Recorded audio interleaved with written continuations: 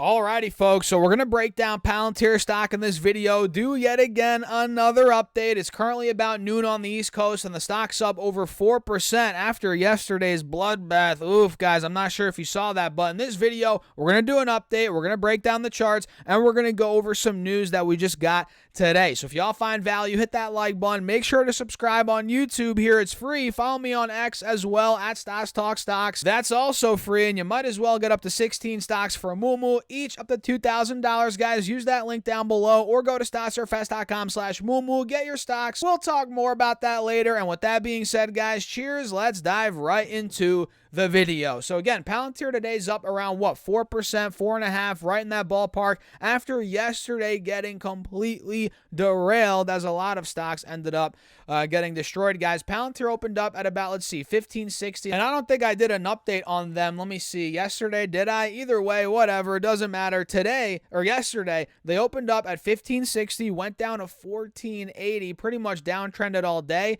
and we closed, it looks like, under 15 bucks here, went down about 5.5% intraday, and today we pretty much, as of now at least, recovered that entire loss from yesterday. You guys can see we've actually filled the gap back to where we opened yesterday, which I guess is good. Now, are we going to break, past that, through that point, being about 15.75, 16 bucks? That's a whole nother story, right? Or that's a whole nother question. We'll see if that ends up playing out. But right now, we filled that entire gap that we lost yesterday, and this spot's going to be interesting in the short term. 1560, 1575. Let me actually set my alert at 1575. Mark is that we're above. And let's peel the layers back a little bit here, guys. On the 5-day, 5-minute, we can see now we're actually getting a bit of a golden cross. All right, we're above the moving averages. Not bad.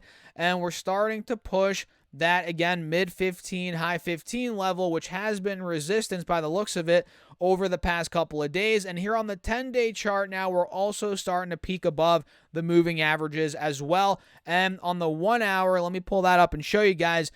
This spot's huge. I mean, now you can really see, okay, 1585, 16, 1575, this 25-cent window, that was resistance back in the beginning, middle of September, end of September, now, a couple of days ago. So if we do start seeing the bulls get out of 1575 on Palantir, now we're talking a breakout, potentially. We'll talk about the larger time frames here in a minute, but first, let me show you guys the news that came out that's causing Palantir to make this move. We're not going to go over all this, but let me pull up the investor relations tab very quickly, guys. Bear with me. Where the heck is Chrome? Am I losing it? Here we go, guys. There we go. Boom. So right here, you guys can see, and this is on their investor relations tab. Just go on Google or whatever search engine you use, type in the company, investor relations. If it's publicly traded, you guys can see all the info on them and all the news, all that good stuff. So here for Palantir, it says, today they announced the next milestone in their strategic alliance with PwC, who's a global professional services firm. You guys can see the collaboration will combine Palantir's latest AI capabilities with PwC's industry experience to help clients realize value with data and AI-enabled operations. Let me actually make this a little bit bigger. You guys could barely see it. For Pete's sake, I could barely freaking see it. Let me actually, there we go. That's a lot better. So you guys can see the alliance will see PwC leverage Palantir Foundry, the platform for integrating data, analytics, and operations, and Palantir's AI platform, AIP in other words, to help clients identify and action strategies for value creation and operational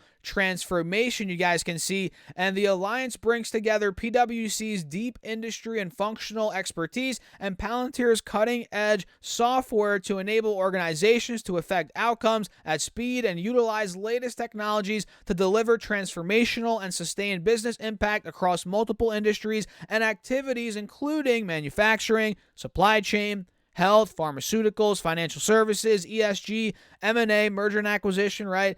Digital audit, and others. So this is actually good news, very good news that this partnership here is, advancing, right? And if we come down here a little bit more, yada, yada, PwC and Palantir have both demonstrated a strong commitment to bring generative AI, yada, yada, yada, to enterprise operations.